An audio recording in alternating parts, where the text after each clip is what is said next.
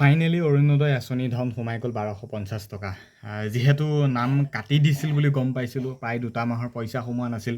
পূৰ্বৰ পৰাই আমাৰ বহুতে ক'ব যে 1250 টকাইনো ঘৰ চলেনে, পইচা পাই থকা মহিলাও ক'ব। কিন্তু যেতিয়া তেওঁৰ একাউণ্টত সেই 1250 টকাটো নোসোমাব বা নিদিব, তেতিয়া গম পাব যে 1250 টকাৰ মূল্য কিমান। ফাইনেলি অৰুণোদয় আঁচনি ধন সোমাই গ'ল 1250 টকা। যিহেতু নাম কাটি দিছিল বুলি গম পাইছিলোঁ, প্ৰায় 2 মাহৰ পইচা সোমোৱা নাছিল। পূৰ্বৰ পৰাই আমাৰ মায়ে অৰুণোদয় আঁচনি ধন সেই প্ৰথম অৱস্থাৰ পৰা পাই আছিল। বাকী সেই 2 মাহৰ পইচা সোমোৱা নাছিল। আমি ভাবি ল'লোঁ নাম কাটি দিলে কিবা ভেৰিফিকেশ্যনৰ নামত কিবা খেলি মেলি হ'ল, এনেকৈ ভাবি ল'লোঁ।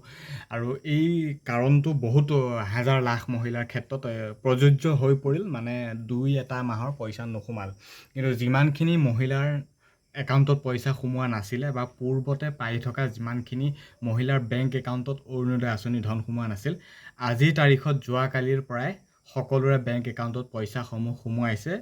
আৰু প্ৰমাণ সহকাৰে তোমালোকে নিজৰ একাউণ্টটো চেক কৰি চোৱা, বা আপোনালোকৰ মাৰ বা খুৰীৰ যাৰ যিয়ে নহওক কিয় একাউণ্টটো চেক কৰি চাবলৈ কোৱা। নিশ্চয় একাউণ্টত 1250 টকা সোমাবই, যিহেতু মোৰ মাও সোমাইছে। আৰু 2 মাহৰ পইচা সোমোৱা নাছিল, কিন্তু সেই 2 মাহৰ পইচাটো দিয়া নাই।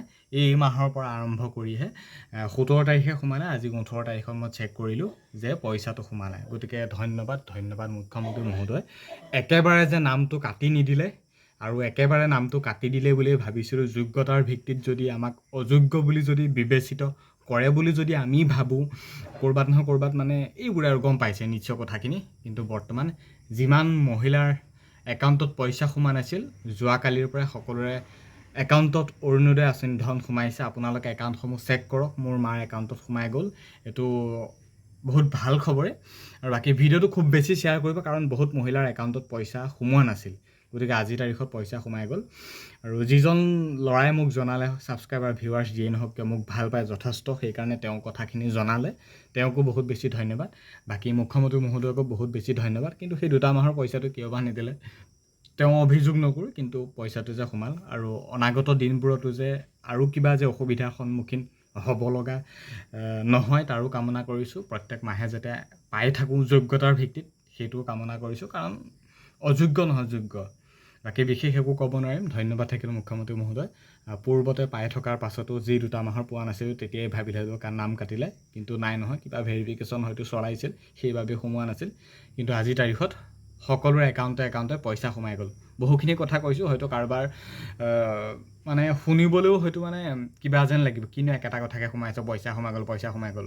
কিন্তু বহুতে ক'ব যে 1250 টকাইনো ঘৰ চলেনে, পইচা পাই থকা মহিলাও ক'ব। কিন্তু যেতিয়া তেওঁৰ একাউণ্টত সেই 1250 টকাটো নোসোমাব বা নিদিব, তেতিয়া গম পাব যে 1250 টকাৰ মূল্য কিমান। বাকী ধন্যবাদ থাকিল। ভিডিঅ'টো খুব বেছি শ্বেয়াৰ কৰিব।